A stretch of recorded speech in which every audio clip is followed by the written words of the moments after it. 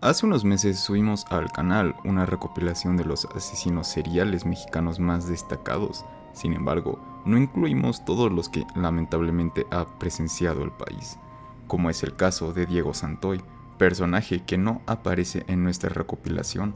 Por ende, el día de hoy detallaremos y contaremos el caso completo de El asesino de Cumbres. Eran las 4 de la madrugada del día jueves 2 de marzo del 2006. Diego Santoy Riverol se dirige a la casa de su novia Erika Peñacos. Al llegar a la casa, ubicada en la zona Cumbres de Monterrey, residencia marcada con el número 2909 de la calle Monte Cassino, Diego, con el rostro cubierto, accede a la residencia por la ventana del primer piso.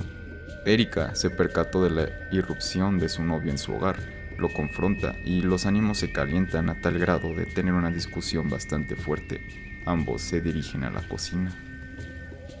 Erika en ese momento vivía con sus 3 hermanos y su madre. Sin embargo, su mamá no se encontraba para cuando Diego accedió al hogar. Solo se encontraba Erika y sus hermanos, Erika y María Fernanda, de 3 y 7 años respectivamente.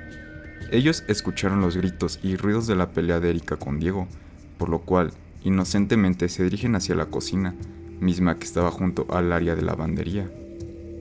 Diego, al percatarse de la presencia de los 2 hermanitos, decide cometer actos atroces contra ellos. Algunas declaraciones indican que por resentimiento, vendetta personal, coraje o simplemente la locura y desdén con el que se manejan los psicópatas.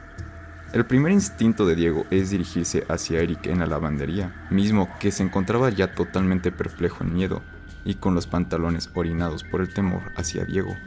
Y usando un objeto punzocortante acuchilló de manera brutal y despiadada a Eric.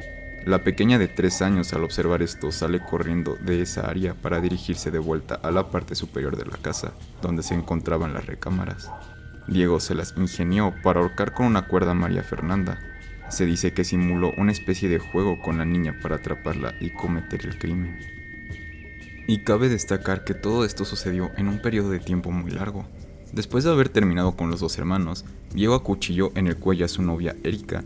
La otra hermana de Erika, Azura, a pesar de sí estar en la casa, nunca se percató de los hechos que estaban ocurriendo.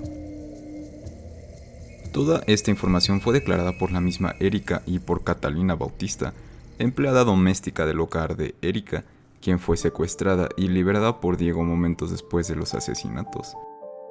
Esta versión es en la que se fundamentó la sentencia hacia Diego de 138 años de prisión y a pagar una indemnización a los deudos, pero su abogada Raquel Villanueva, quien fue asesinada en 2009, logró reducir la pena a 71 años. Ahora, además de los hechos en sí, lo perturbador, como en casos ya estudiados en el canal anteriormente, reside en la tranquilidad con que el asesino se dirige a la cámara y la calma que mantiene al relatar paso a paso lo sucedido, una tranquilidad que hace sospechar que su versión es completamente falsa o fue cambiada. Él declaraba que sí hizo todo de lo que se le acusa, sin embargo, destaca que fue motivado por Erika. Ella fue el cerebro y él solo fue las manos. Por esas épocas, este caso dio mucho de qué hablar. Todos los medios de comunicación hablaban del tema, y es aquí donde, a pesar de la declaración oficial, Diego se contradecía constantemente en sus entrevistas hacia los medios de comunicación. En ocasiones comentaba que Erika fue la culpable, y solo ella. Ella fue quien asesinó a sus hermanos en complicidad con su hermana Azura, debido a que tenían un problema con los hermanos menores. Estaban en conflicto con hacerse cargo de ellos y no sus padres. Cuando se le cuestiona el por qué visitó a Erika a las 4 de la mañana, él respondía que la visitaba a esas horas, esperando que sus familiares estuvieran dormidos para poder estar en su cuarto con ella y tener sexo. También relata que después de que Erika cometiera los actos, se dirigieron al cuarto de su madre, donde se encontraba un martillo. Ella le pidió que le diera un martillazo fuerte. Él no pudo, pero dada la insistencia y ya con el martillo en la mano, Erika se volteó y Diego procedió a cerrar los ojos y darle 4 golpes en seco. Después simplemente le encajó en el cuello y la espalda un cuchillo, mismo cuchillo que utilizó para matar al pequeño Eric. Comenta que Katy, la empleada doméstica, estuvo todo el tiempo encerrada en el baño y que Azura lo llamó por teléfono unos instantes después de lo sucedido, pero él le colgó inmediatamente. Y aunque en las primeras entrevistas se le puede notar cierta tristeza que por momentos parece falsa, siempre habla con una claridad y calma terrorífica, digna en efecto de un asesino de este tipo. Cabe mencionar que en muchas entrevistas se le ve como un fumador muy compulsivo. Una vez narrada su versión de los crímenes, cuenta que escapó del estado de Nuevo León por su cuenta y destaca que lo hizo sin ayuda de su hermano, lo hizo solo en transporte público o ride, pero posteriormente se encontró con su hermano en Oaxaca, lugar donde fueron detenidos luego de salir del baño de una central de autobuses. Algunas otras fuentes declaran que la intención de Diego era huir hacia Guatemala o algún país fronterizo del sur. En las declaraciones frente a televisión a Erika se le nota angustiada y completamente herida física y mentalmente. Narra con una voz quebrada los diversos navajazos que Diego cometió sobre ella, varias veces en el cuello o en la espalda a la altura de los pulmones, y dice que la pisó para acelerar el sangrado. En cuanto a las declaraciones de la madre, tengo que ser sincero con ustedes. No sé si es mi percepción limitada de las personas llorando, pero a la madre la noto un tanto extraña en las entrevistas.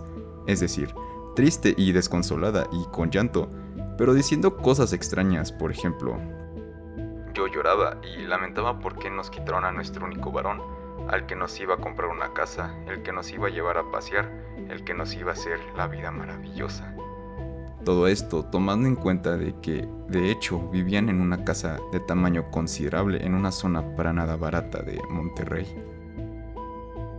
Y ya que hablamos de cosas sospechosas, de nuevo como en casos pasados, la participación de los medios de comunicación y las apariciones de Erika y Diego me resultan muy bizarras. En alguno de los encuentros de ambos en cámara, los planos, los diálogos me parecen muy telenovelescos. Sé que es algo que lamentablemente ocurrió, dos pequeños inocentes se fueron del mundo, pero el manejo que le dio la televisión siempre es una espina que me salta en este tipo de casos. Ya para terminar, Diego Santoy Riverol recibió su última sentencia definitiva de 71 años, 7 meses y 27 días de prisión bajo los delitos de homicidio calificado en grado de tentativa, robo calificado y privación ilegal de la libertad en su carácter de secuestro, y debe pagar un monto de 337,760 pesos por reparación de daños a la familia Peñacos y a Catalina Bautista.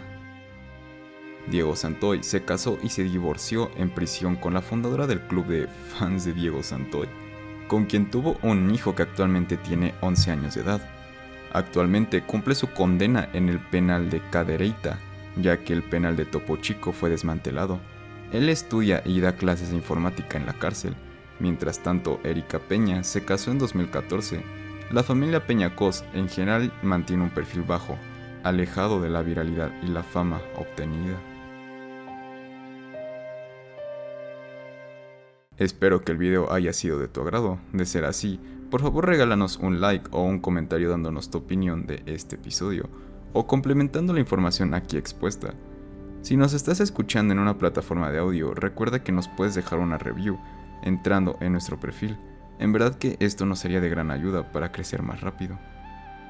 Recuerda que tenemos redes sociales, donde podemos estar en contacto más cercano y en donde siempre podemos escuchar tus sugerencias para nuevos videos.